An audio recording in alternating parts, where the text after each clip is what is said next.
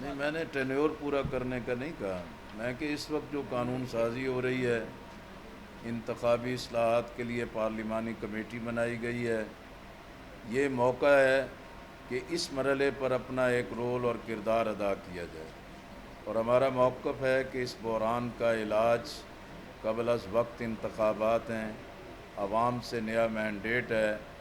لیکن P T I اگر اپنا یہی روش اختیار کیے رکھتی ہے تو پھر اس حکومت کو جواز ملے گا کہ وہ اپنی مدت پوری کریں، جس کا بالآخر نقصان ملک کو ہوگا اور پورے سیاسی اور جمہوری نظام کو ہوگا۔ ہمارا موقف یہی ہے کہ پی ٹی آئی پارلیمنٹ کا حصہ بنے، سینٹ میں پہلے سے ہی موجود ہیں اور قومی اسمبلی میں وہ کے پی میں ان کی حکومت ہے، اور بلوچستان کے اندر ان کے نمائندگان موجود ہیں، پنجاب اسمبلی کے اندر ان کے نمائندگان ہیں، سندھ اسمبلی میں ان کے نمائندگان ہیں، تو یہ ان کے اپنے اس پالیسی اور حکمت عملی میں قومی اسمبلی سے فرار جو ہے، یہ پیوند کوئی اچھا نہیں لگ رہا۔ ابھی آئی ایم ایف کا معاہدہ پردے میں ہے، وہ پارلیمنٹ میں آنا چاہیے۔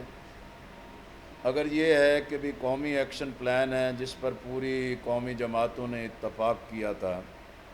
اس قومی ایکشن پلان پر عمل درآمد کا جو پورا لائے عمل ہے وہ بھی پارلیمنٹ کے سامنے آنا چاہیے، اور اگر کہیں کوئی مذاکرات ہو رہے ہیں اور اس طرز کی کوئی کوششیں جاری ہیں تو میں سمجھتا ہوں کہ پارلیمنٹ کو نظر انداز نہیں کرنا چاہیے، اسے بائی پاس نہیں کرنا چاہیے۔ باقی ظاہر ہے کہ بھی پورے ملک میں امن ہونا چاہیے، دہشت گردی کا خاتمہ ہونا چاہیے، اور وہ اسی صورت میں ممکن ہے کہ جو نیشنل ایکشن پلان جس پر پورا قومی جماعتوں نے اتفاق رائے پیدا کیا، اس کی روح کے مطابق اس پر عمل ہونا چاہیے۔ یہ پسند اور ناپسند اور گڈ اور بیڈ کے جو فلسفے گھڑے جاتے ہیں،